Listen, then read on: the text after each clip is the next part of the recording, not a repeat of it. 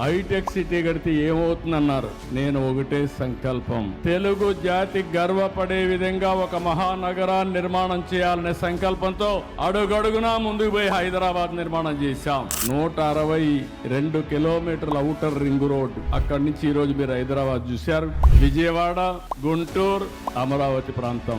ఈ రోజు అమరావతి రాజధానికి రాజమార్గాన్ని ఏర్పాటు చేసుకున్నాం. ఇక్కడి నుంచి ఈ రోడ్డు నేరుగా పోయి Vijayawada, Guntur national highway connect చేస్తాం. ఈ యొక్క వెస్టర్న్ బైపాస్ పక్కన బ్యూటిఫుల్ గా వచ్చే పరిస్థితి వస్తుంది. రోడ్లు కూడా మీరు చూడండి, స్ట్రైట్ రోడ్లు ఇవి.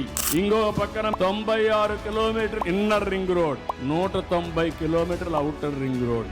దీన్ని ఆపడానికి ఎవడి తరం కాదు. ఇది వన్ సైడ్ గా అన్స్టాపబుల్ అని. ఇప్పుడు ఏపీలో ఏం జరగబోతుందో కూడా చాలా స్పష్టంగా కనబడుతుంది.